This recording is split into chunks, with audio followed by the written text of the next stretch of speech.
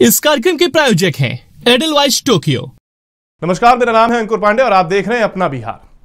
बिहार के मुख्यमंत्री नीतीश कुमार ने जल संसाधन विभाग के 1006 नवनियुक्त कर्मियों को नियुक्ति पत्र का वितरण किया है और बताया है कि राज्य के सभी विभागों में आवश्यकता अनुसार बड़ी संख्या में नए नए पदों का सृजन होगा और उस पर जल्द बहाली भी की जाएगी। इस संबंध में आवश्यक कार्रवाई करने का उन्होंने पदाधिकारियों को निर्देश भी दिया। साथ ही कहा कि जो रिटायर हो रहे हैं उनकी जगह शीघ्र नई नियुक्ति करें। इसके अलावा सीएम नीतीश ने यह भी कहा कि राज्य में इंजीनियरिंग और मेडिकल कॉलेज समेत कई उच्च शिक्षा के संस्थान हम लोगों ने खोले हैं और आगे भी खोलेंगे। ऐसे में विभाग अगर बहाली तेजी से नहीं करेगा तो विद्यार्थी उत्तीर्ण होने के बाद कहां जाएंगे। बिहार सरकार ने जल संसाधन विभाग के 1006 सफल अभ्यर्थियों को नियुक्ति पत्रों का वितरण किया है। इस दौरान मौके पर डिप्टी सीएम तेजस्वी यादव ने भी कार्यक्रम को संबोधित किया।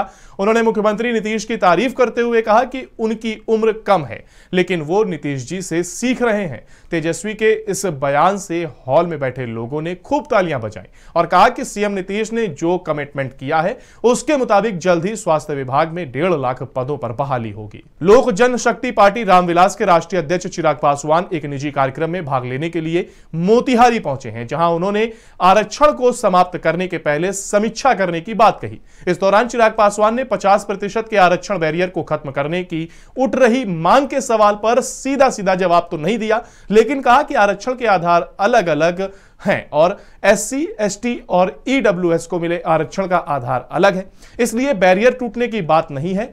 साथ ही यह भी कहा कि आरक्षण को पूर्ण रूप से समाप्त नहीं किया जाना चाहिए, आरक्षण रहना चाहिए और जिस सोच को लेकर आरक्षण लाया गया था उसके पूरा होने तक उस पर चर्चा नहीं होनी चाहिए। बीजेपी सांसद गिरिराज सिंह 3 दिवसीय दौरे पर बेगूसराय पहुंचे, जहां उन्होंने प्रदेश में चल रहे विकास कार्यों पर चर्चा की है और आगे कहा कि विकास कार्यों के लिए मंदिर को तोड़ा जा सकता है या फिर स्थानांतरित किया जा सकता है, तो मस्जिद और मजार को क्यों नहीं।